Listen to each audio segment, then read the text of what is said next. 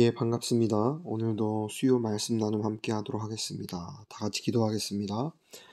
사랑의 하나님 아버지, 오늘 요한계시록을 마치고 이제 예수 그리스도의 보혈에 대해서 우리 집중하여 말씀을 나누고자 합니다. 이 말씀 가운데서 성령의 임재하심이 있게 하여 주시옵고, 이 보혈이 우리에게 어떤 의미인지, 또한 보혈의 능력을 경험하는 우리 모두의 삶 되게 하여 주시옵소서.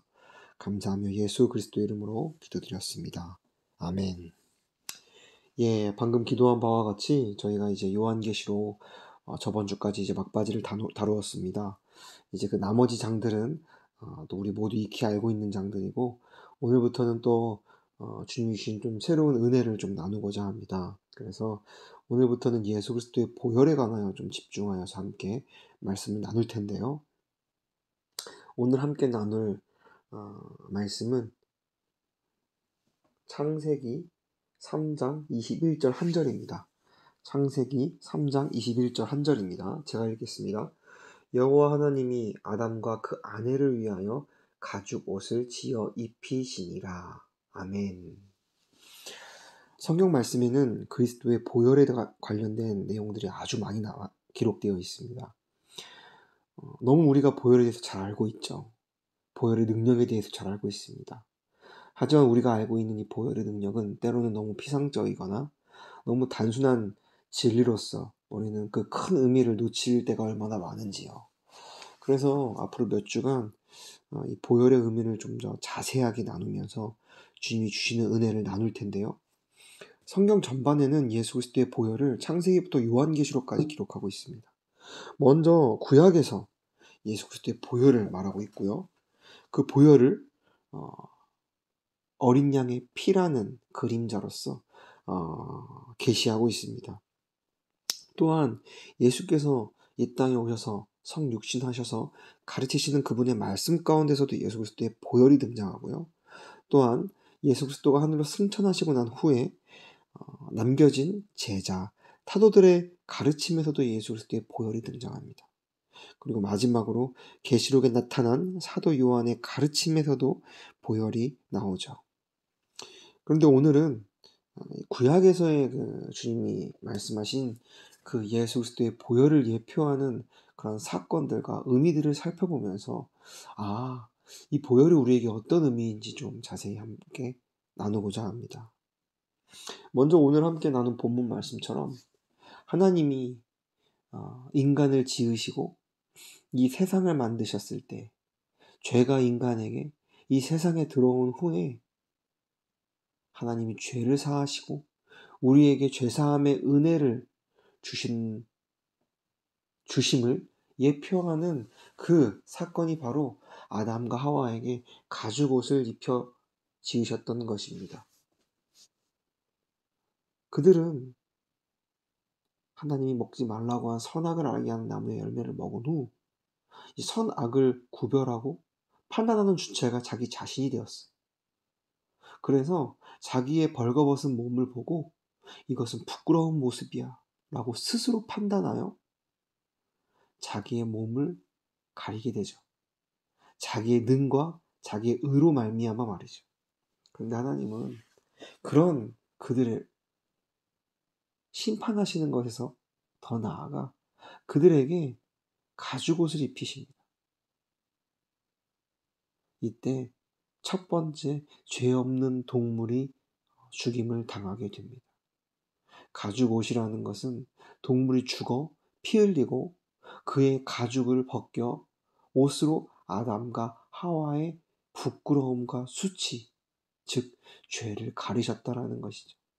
이것은 바로 예수 그리스도의 죽으심을 통하여 그 죽으심 가운데 내가 들어가고 그 죽고 부활하신 그 놀라운 은혜 가운데서 우리가 예수로 말미암아 구속함의 은혜를 입고 그 예수의 십자가에서 흘린 피로 말미암아 우리의 죄는 구속하여 되지고요. 우리의 죄는 가려지고요. 우리의 부끄러움과 수치는 가려지는 그 은혜를 예표하는 말씀이 오늘 본문 말씀입니다.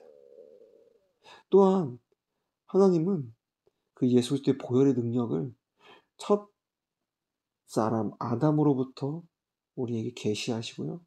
또한 가인과 아벨, 아담의 자녀들을 통하여서도 계시하시죠.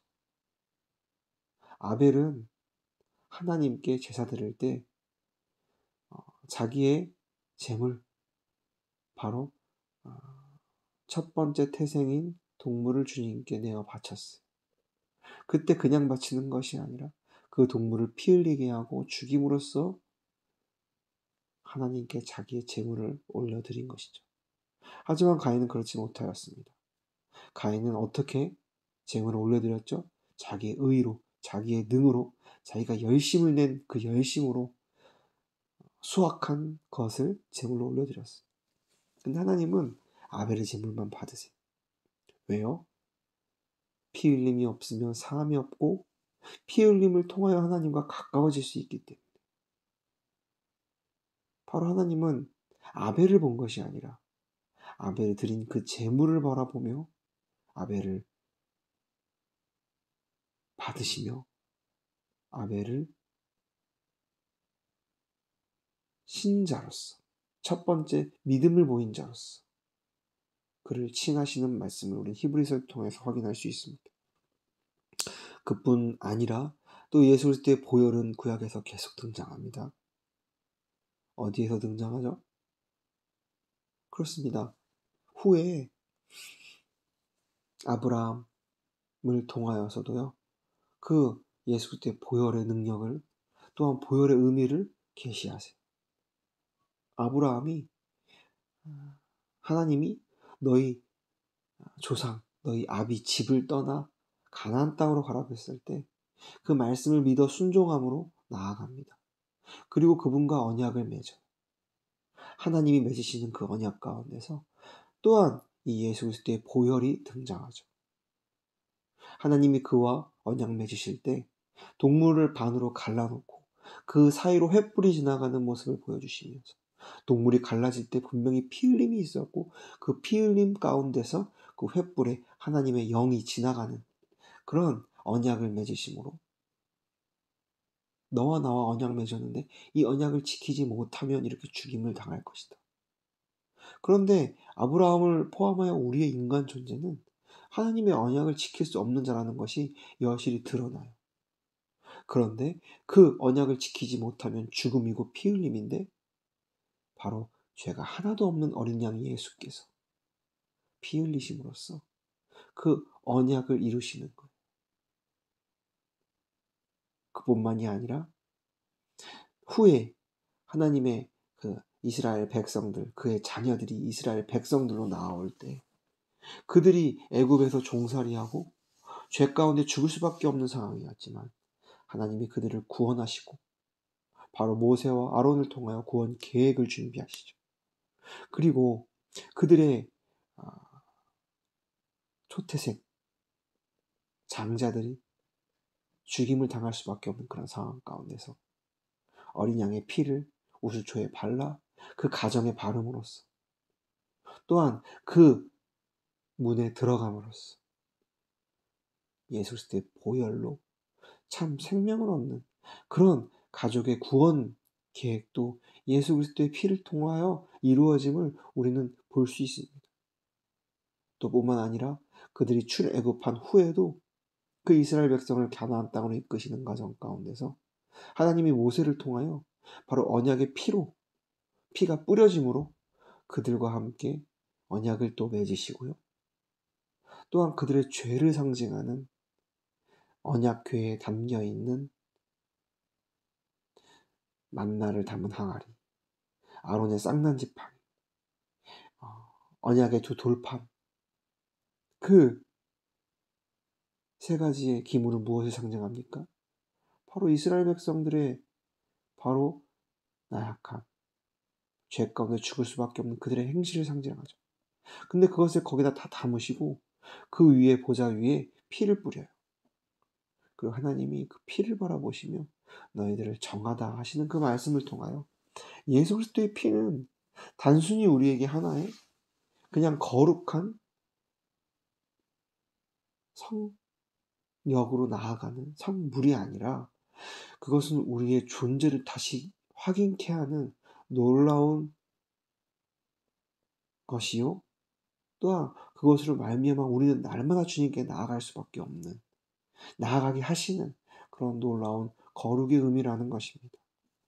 그래서 예수 그리스도의 보혈은 그 후에도 구약에서 계속 등장함으로써 성소에 계속 제사장이 그 예수 그리스도의 피를 상징하는 어린 양의, 흠없는 어린 양의 피를 뿌려요. 휘장에, 기물에, 보좌에. 그리고 정하다, 정하다, 정하다 말씀하시는 것입니다. 이것은 예수 그리스도의 보혈을 예표하는 상징들입니다. 이 예수 그리스도의 보혈은 지극히 개인으로부터 시작하여서 가족, 또한 이스라엘 백성들에게로 나아가는 구속의 은혜를 설명하고 있어요. 그리고 후에는 실제 예수 그리스도가 이 땅에 오심으로써 그분의 십자가의 죽으심과 부활하심이 예수 그리스도의 피로 말미암아 증거되고 확증되는 사실을 우리는 너무나 잘 알고 있습니다. 그래서 이 피는 개인으로부터 또한 구속의 은혜를 경험하는 하나님의 백성들에게까지, 주 예수를 나의 구주라고 부르짖는 그 모든 자들에게까지 다 이어지는 그런 은혜를 우리가 볼 수 있습니다. 또한 한 명 개인에게부터 시작해서 모든 자들에게 주어지는 하나님의 은혜이지만 그 의미가 점점 옅어지는 게 아니라 점점 진해져요. 그래서 처음에는 피를 흘리지만 나중에는 그 피를 문설주에 바르고 나중엔 직접적으로 몸에 닿게 우리와 연관되게 피를 뿌리는 행위로까지 나아가요. 그러니까 이 예수 그리스도의 피가 얼마나 우리에게 직접적인 연관이 있는지요. 그래서 우리는 거룩으로 나아갈 때 무슨 우리 인간적으로 느끼는 향기, 무슨 그런 어떤 향이 아니라 피 비린내가 나는 그곳으로 나아가는 것이 참 거룩이라는 것이죠. 그 의미가 점점 더 나아가 이제 나는 죽어지고 내 안에 계신 예수가 사는 성화에까지 이 예수 그리스도의 보혈의 의미가 점점 넓혀집니다. 그래서 오늘은 구약에서 그림자 예표로 상징하는 예수 그리스도의 피에 대한 의미를 나누었는데요. 우리가 날마다 이 예수 그리스도의 보혈로 나아가기를 소망합니다. 저와 여러분들이 너무 좋아하는 보혈을 지나라는 찬양 가사 중에 이런 가사가 있어요. 보혈을 지나 예수님의 품으로, 보혈을 지나 날마다 그분께 나아가네. 아멘.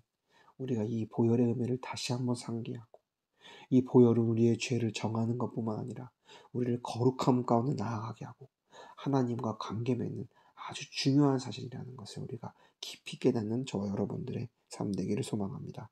기도하겠습니다. 주님, 오늘은 예수 그리스도의 보혈의 능력과 그 의미를 함께 나누었습니다. 그 의미가 우리의 삶 가운데 깊이 들어와 우리가 그 의미로 말미암아 하나님과 관계 맺어지는 그 놀라운 역사가 우리의 삶 가운데 이루어지게 하여 주시옵소서. 감사하며 예수 그리스도 이름으로 기도드렸습니다. 아멘.